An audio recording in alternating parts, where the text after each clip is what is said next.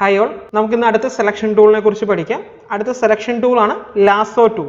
കഴിഞ്ഞ ദിവസം പഠിച്ച ടൂളുകൾ ഏതൊക്കെയായിരുന്നു ഓർക്കുന്നുണ്ടോ? Rectangular mark tool, elliptical mark tool, single raw mark tool and single column mark tool അല്ലേ? ഇതിന്റെയൊക്കെ ഒരു പർപ്പസ് എന്തായിരുന്നു? റെക്ടാംഗുലർ മാർക്ക് ടൂൾ വെച്ച് നമുക്ക് റെക്ടാംഗിൾ ഷേപ്പിൽ മാത്രമേ സെലക്ഷൻ ക്രിയേറ്റ് ചെയ്യാൻ പറ്റുള്ളൂ. ഇപ്പോൾ എലിപ്റ്റിക്കൽ മാർക്ക് ടൂൾ വെച്ച് എന്താണ്? എലിപ്റ്റിക്കൽ ഷേപ്പിൽ മാത്രമേ സെലക്ഷൻ ക്രിയേറ്റ് ചെയ്യാൻ പറ്റുള്ളൂ. കസ്റ്റം ഷേപ്പിൽ, അതായത് ഹാൻഡ് ഓൺ ഷേപ്പിൽ അല്ലെങ്കിൽ ഒരു കർവ്ഡ് ഫോമിലോ സെലക്ഷൻ ക്രിയേറ്റ് ചെയ്യണമെങ്കിൽ നമുക്ക് എന്ത് യൂസ് ചെയ്യാം? ലാസോ ടൂള് യൂസ് ചെയ്യാൻ സാധിക്കും. അതിന്റെ ഷോർട്ട് കട്ട് വരുന്ന L ആണ്. അപ്പോൾ ലാസോ ടൂൾ നമ്മൾ യൂസ് ചെയ്യുന്നത് എന്തിനാണ്? We can create any shape of selection in free form style. Means നമുക്കൊരു ഫ്രീ ഫോം ഹാൻഡ് ഡ്രോയിങ് പോലെ ഇതുപോലെ നമുക്ക് ഇതുപോലെ ഇതുണ്ടോ, ഇങ്ങനെ നമുക്കൊരു ഫ്രീ ഫോം സ്റ്റൈലിൽ ഒരു സെലക്ഷൻ ക്രിയേറ്റ് ചെയ്യാൻ നമുക്ക് എന്ത് യൂസ് ചെയ്യാം? ലാസോ ടൂൾ നമുക്ക് യൂസ് ചെയ്യും. ഇതുപോലെ ഒരു കർവ്ഡ് ഫോമിലൊക്കെ സെലക്ഷൻ ക്രിയേറ്റ് ചെയ്യണമെങ്കിൽ നമുക്ക് ലാസോ ടൂൾ നമുക്ക് യൂസ് ചെയ്യാം. ഒരു ഫ്രീ ഫോം സ്റ്റൈൽ എന്ന് പറയാൻ കാരണം എന്ന് വെച്ചാൽ നമ്മളൊരു ബ്രഷോ അല്ലെങ്കിൽ ഒരു പെൻസിലോ വെച്ചൊരു പേപ്പറിൽ നമ്മൾ കൈകൊണ്ട് വരയ്ക്കുന്ന പോലെ തന്നെ ഒരു ഫ്രീ ഹാൻഡ് സ്റ്റൈലിൽ നമുക്ക് സെലക്ഷൻ ഇതുപോലെ ക്രിയേറ്റ് ചെയ്യാനായിട്ട് സാധിക്കും. അതിന് വേണ്ടിയിട്ടാണ് നമ്മൾ എന്ത് യൂസ് ചെയ്യുന്നത്? ലാസോ ടൂൾ നമ്മൾ യൂസ് ചെയ്യുന്നത്. ലാസോ ടൂൾ എടുക്കുമ്പോൾ അതിന്റെ കൂടെ തന്നെ വേറെ രണ്ട് ടൂളുകളും ഉണ്ട്. Polygonal lasso tool and magnetic lasso tool. ഇതിന്റെ പർപ്പസ് കാര്യങ്ങളൊക്കെ എന്താണെന്ന് ഞാൻ പറഞ്ഞുതരാം. ജസ്റ്റ് ലാസോ ടൂൾ എങ്ങനെ ചെയ്യണമെന്ന് ഒരു പ്രാവശ്യം ഞാൻ പറഞ്ഞുതരാം. ലാസോ ടൂൾ എടുക്കുക, അല്ലെങ്കിൽ അതിന്റെ ഷോർട്ട് കട്ട് എന്താണ്? L ആണ് അതിന്റെ ഷോർട്ട് കട്ട് വരുന്നത്. എന്നിട്ട് എന്ത് ചെയ്യുക? നിങ്ങൾ ഇവിടെ ക്ലിക്ക് ആൻഡ് ഡ്രാഗ്, ക്ലിക്ക് ചെയ്ത് എന്ത് ചെയ്യും? ഇതുപോലെ ഡ്രാഗ് ചെയ്യുക. ഒരു ഷേപ്പിന് ചുറ്റുമൊക്കെ ഒരു എന്താ പറയുക, ഒരു ഫ്രീ ഹാൻഡ് സ്റ്റൈലിലൊക്കെ നമുക്കൊരു സെലക്ഷൻ വേണമെന്നുണ്ടെങ്കിൽ നമുക്ക് എന്ത് യൂസ് ചെയ്യാം? ഈ ലാസോ ടൂൾ നമുക്ക് വളരെ എളുപ്പത്തിൽ യൂസ് ചെയ്യാം. ഈ സെലക്ഷൻ ബോർഡേഴ്സ് കണ്ടോ, ഇതുപോലെ ഒരു കർവ്ഡ് ഫോം ആയിരിക്കും വരുന്നത് കണ്ടോ. ഇതുപോലെ ഒരു കർവ്ഡ് ഫോം ആയിരിക്കും ഈ ഒരു ലാസോ ടൂളിന്റെ സെലക്ഷൻ റീജിയൻസ് എല്ലാം വരുന്നത്. ഇതുപോലെ ഒരു കർവ്ഡ് ഫോം ആയിട്ടായിരിക്കും വരുന്നത്. ഇതാണ് എന്ത്? ലാസോ ടൂൾ എന്ന് പറയുന്നത്. നമുക്കിനി നെക്സ്റ്റ് ടൂൾ വരുന്നത് ഏതാണ്? Polygonal lasso tool. Short cut വരുന്നത് L ആണ്. പോളിഗണൽ ലാസോ ടൂൾ നമ്മൾ യൂസ് ചെയ്യുന്നത് എങ്ങനെയാണെന്ന് വെച്ചാൽ ഫ്രീ ഹാൻഡ് സ്റ്റൈൽ തന്നെയാണ്. പക്ഷേ ഫസ്റ്റ് പോയിന്റ് ആഡ് ചെയ്ത് കഴിഞ്ഞാൽ നമുക്ക് സെക്കൻഡ് പോയിന്റിലേക്ക് വരുന്നതാണ് ഒരു പോളിഗണൽ സ്ട്രെയിറ്റ് ലൈൻ ആയിരിക്കും വരുന്നത്. ലാസോ ടൂൾ എങ്ങനെയായിരുന്നു? ലാസോ ടൂൾ ആയിരുന്നപ്പം ഒരു കർവ്ഡ് ഫോം ആയിരുന്നു അതിന്റെ എഡ്ജിൽ വരുന്നത്. പക്ഷേ പോളിഗണൽ ലാസോ ടൂളിന് എന്താണ്? അതിന്റെ സെലക്ഷൻ എഡ്ജ് എന്ന് പറയുന്നത് എങ്ങനെയാണ്? സ്ട്രെയിറ്റ് പോളിഗണൽ ലൈൻ ആയിട്ടാണ് വരുന്നത് കേട്ടോ. അതാണ് ഈ ലാസോ ടൂളും പോളിഗണൽ ലാസോ ടൂളും തമ്മിലുള്ള മെയിൻ ഡിഫറൻസ് എന്ന് പറയുന്നത്. പിന്നെ നമുക്ക് ഒരിക്കലും അത് വെച്ചിട്ട് നമുക്കൊരു കർവ്ഡ് ഷേപ്പ് നമുക്ക് ഒരിക്കലും ക്രിയേറ്റ് ചെയ്യാനായിട്ട് സാധിക്കില്ല. ഇതുണ്ടോ, ഇങ്ങനെ ക്ലിക്ക് ചെയ്ത് അതിന്റെ സെലക്ഷൻസ് നമുക്ക് ഇവിടെ ക്രിയേറ്റ് ചെയ്യാം. ഇതിന്റെ സെലക്ഷൻ എഡ്ജസ് നിങ്ങൾ ശ്രദ്ധിച്ച് കഴിഞ്ഞാൽ അറിയാൻ പറ്റും. നിങ്ങൾ നോക്കുക, ഇതിന്റെ സെലക്ഷൻ എഡ്ജ് എന്ന് പറയുന്നത് സ്ട്രൈറ്റ് പോളിഗണൽ ലൈനുകളായിട്ടായിരിക്കും അതിന്റെ സെലക്ഷൻ എഡ്ജസ് വരുന്നത്. നമുക്ക് സ്റ്റാർട്ട് ചെയ്തെടുത്ത് തന്നെ കൊണ്ടുപോയി ക്ലിക്ക് ചെയ്യുവാണെങ്കിൽ എന്താവും? അത് സെലക്ഷൻ ഇവിടെ ആക്റ്റീവ് ആവും. ഇത് കണ്ടോ, ഇതിന്റെ എഡ്ജസ് നോക്കുക, എല്ലാം സ്ട്രൈറ്റ് ലൈനുകളാണ്. ഓക്കെ ആണല്ലോ. ഇതാണ് പോളിഗണൽ ലാസോ ടൂൾ എന്ന് പറയുന്നത്. അപ്പൊ നമുക്ക് അതിന്റെ യൂസ് എവിടെയാന്ന് വെച്ചാൽ നമുക്കൊരു ക്രാക്ക് പോലെ എന്തെങ്കിലുമൊക്കെ ക്രിയേറ്റ് ചെയ്യണമെങ്കിൽ നമുക്ക് എന്ത് യൂസ് ചെയ്യാം?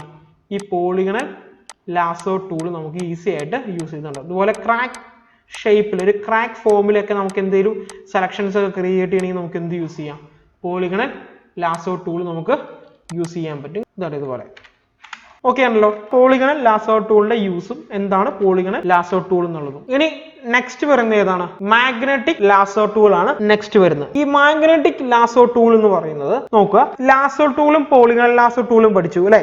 അതെല്ലാം ഒരു ഫ്രീ ഹാൻഡ് ഡ്രോയിങ് പോലെയാണ് വന്നത്.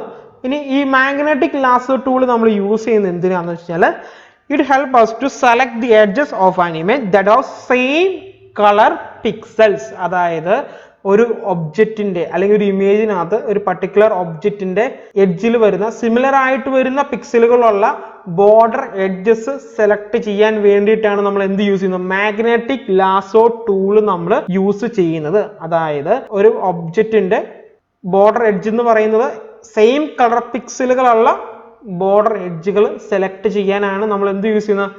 മാഗ്നറ്റിക് ലാസോ ടൂൾ നമ്മൾ യൂസ് ചെയ്യുന്നത്. അതിന്റെ ഷോർട്ട് കട്ട് എന്ത് തന്നെയാണ്? L തന്നെയാണ്. ഓക്കെ, ഇതുപോലെ ഈ ഡ്രോപ്പ് ഡൗൺ എടുക്കണമെങ്കിൽ ജസ്റ്റ് ഒന്ന് ക്ലിക്ക് ആൻഡ് ഹോൾഡ്, ഇവിടെ ഒന്ന് ക്ലിക്ക് ചെയ്ത് ഹോൾഡ് ചെയ്യുന്ന അത് ബാക്കിയുള്ള ടൂളുകളെല്ലാം നമുക്ക് ഇവിടെ ഡിസ്പ്ലേ ആയി വരും കേട്ടോ. അത് ഞാൻ പറയാൻ ഓൾറെഡി വിട്ടുപോയതാണ്. ഇവിടെ കണ്ടോ, നമ്മൾ സെലക്ഷൻ ടൂൾ ആണെങ്കിൽ ജസ്റ്റ് ഒന്ന് പ്രസ് ചെയ്ത് പിടിക്കുക. ഈ പ്രസ് ചെയ്ത് പിടിക്കുമ്പോൾ നമുക്കിവിടെ ഈ ഒരു ഡ്രോപ്പ് ഡൗൺ നമുക്കിവിടെ കാണാൻ പറ്റും. അതിന്റെ കൂടെ നമ്മൾ സെലക്ട് ചെയ്താൽ മതി കേട്ടോ. ഇനി നമുക്ക് മാഗ്നറ്റിക് ലാസോ ടൂളിലേക്ക് വരിക. ഞാനിവിടെ മാഗ്നറ്റിക് ലാസോ ടൂൾ എടുക്കുന്നു.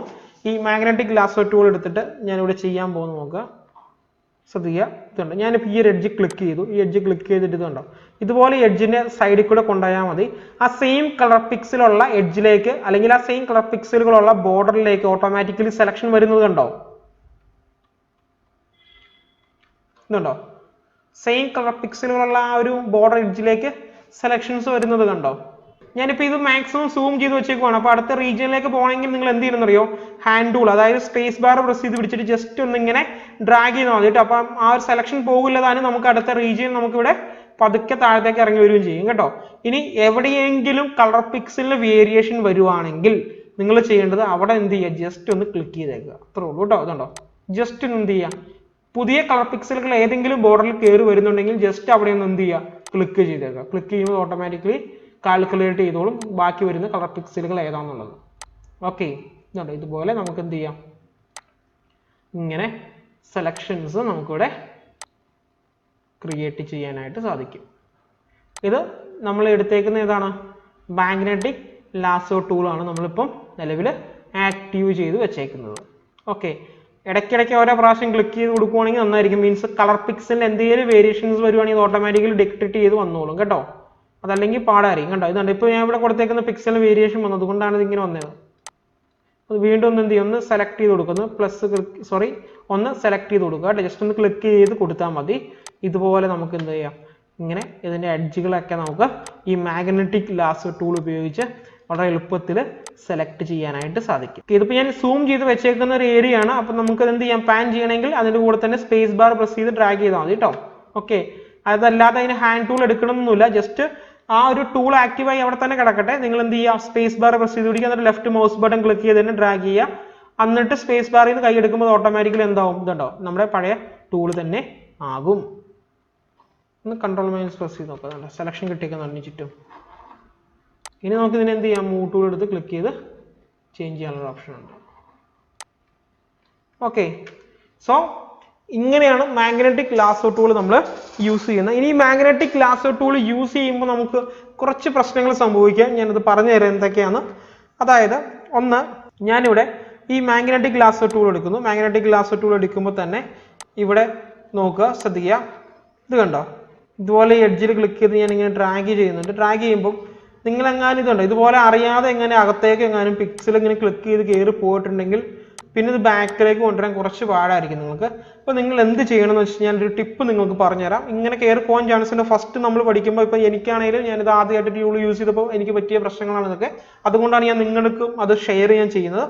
ഓക്കെ, ഞാൻ ചെയ്യാൻ പോകുന്നത് ടൂൾ തെറ്റിപ്പോയത് നമ്മൾ ആ ലാസ്റ്റ് പോയിന്റിലേക്ക് എന്ത് ചെയ്യുക? നമ്മുടെ മൗസ് പോയിന്റർ കൊണ്ടുവരിക എന്നുള്ളതാണ് നമ്മൾ ആദ്യമേ ചെയ്യേണ്ടത്. ഓക്കെ, ഇവിടെ വെച്ചാണ് എൻ്റെ സ്റ്റെപ്പ് തെറ്റിപ്പോയത്. അപ്പോൾ ഞാൻ ആ ലാസ്റ്റ് സ്റ്റെപ്പ് വന്നേക്കുന്നത് ഇവിടെയാണ്, ആ പോയിന്റ് ആഡ് ചെയ്തേക്കുന്നത് ഇവിടെയാണ്. ഇങ്ങോട്ട് ഞാൻ എന്ത് ചെയ്തു?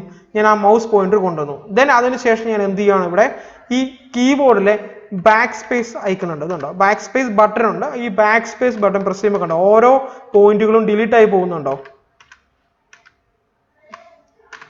ഇത് ഇങ്ങനെയാണ് നമ്മൾ മാഗ്നറ്റിക് ലാസോ ടൂൾ വെച്ച് എന്തെങ്കിലും മിസ്റ്റേക്കുകൾ വരുവാണെന്നുണ്ടെങ്കിൽ ഈ ബാക്ക് സ്പേസ് ബട്ടൺ യൂസ് ചെയ്യുന്നത്. അൺഡു ചെയ്ത് കളയാനുള്ള ഒരു ഓപ്ഷൻ വരുന്നുണ്ട് കേട്ടോ. അപ്പോൾ അതിന് വേണ്ടിയാണ് നമ്മൾ എന്ത് യൂസ് ചെയ്യുന്നത്? ഈ ബാക്ക് സ്പേസ് ബട്ടൺ യൂസ് ചെയ്യുന്നത്. ഓക്കെ, സോ ഇത്രയാണ് നമ്മുടെ ലാസോ ടൂളിനെ കുറിച്ച് പറയാനുള്ളത് കേട്ടോ. നമ്മൾ 3 ലാസോ ടൂൾസ് അല്ലേ, 3 പഠിച്ചു. അതായത് lasso tool, polygon lasso tool ഉണ്ട്, മാഗ്നറ്റിക് ലാസോ ടൂൾ. തമ്മിലുള്ള ഡിഫറൻസ് കാര്യങ്ങളൊക്കെ എല്ലാവർക്കും മനസ്സിലായി എന്ന് ഞാൻ കരുതുന്നു. കറക്റ്റ് ആയിട്ട് പ്രോപ്പർ ആയിട്ട് നിങ്ങൾ പ്രാക്ടീസ് ചെയ്യുക. പ്രാക്ടീസ് ചെയ്താൽ മാത്രമാണ് ഈ ടൂളുകൾ എന്താണെന്നും അത് എങ്ങനെയൊക്കെ യൂസ് ചെയ്യാന്നുള്ളതും നിങ്ങൾക്ക് മനസ്സിലാവുള്ളൂ കേട്ടോ. ഓക്കെ, ഇനി നമുക്ക് നെക്സ്റ്റ് സെക്ഷനിൽ നമുക്ക് കാണാം. Thank you.